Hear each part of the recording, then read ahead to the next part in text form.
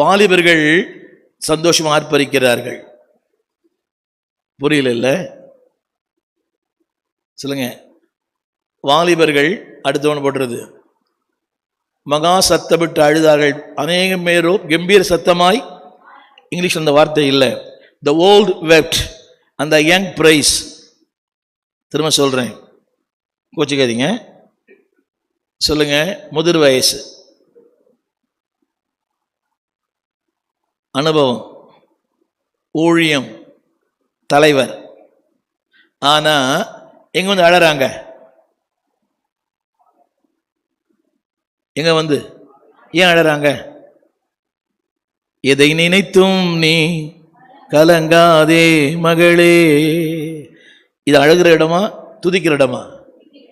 கவலை யாருக்கு இல்லை? உனக்கு இல்லையம்மா? இனி போய் இட்லியா தோசையா தக்காளி சட்னியா தேங்காய் சட்னியா முடிச்சிட்டிங்களா? பரவாயில்ல, ஒரு பாக்கியவான். இன்னொருவர் எதையும் எல்லாவற்றையும் மறந்து எப்படி ஆராதிக்கிறாங்களாம். புரியுதா உங்களுக்கு? பிரச்சனை இல்லையா? போராட்டம் இல்லையா? 8 மணிக்கு ஆரம்பிக்கும். ஏன் இப்போ நல்ல வார்த்தையாக வராதா? கவனிங்க. அனுபவம் இருக்கிறது, ஆனால் செயல் இல்லை. வயது இருக்கிறது, ஆனால் வயதுக்கேற்ற செயல்பாடு இல்லை. சொல்லுங்க, கேட்டு வயசுக்கேற்ற செயல்பாடுக்கு தான் கேளுங்க. நம்ம உங்களை கேட்கும்.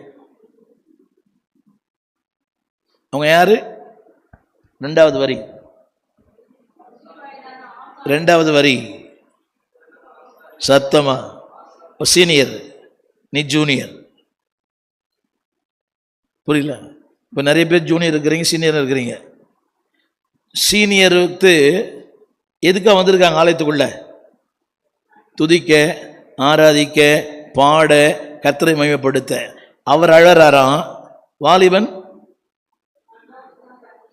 நினைக்கலாம் அவனுக்கு என்னங்க, அவனுக்கு கல்யாணம் ஆகலைன்னு. அதெல்லாம் பிரச்சனை.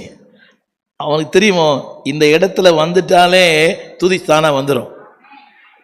ஆமாம் சொல்லுங்க. வியாதி இல்லையா? வறுமை இல்லையா? கவனிங்க.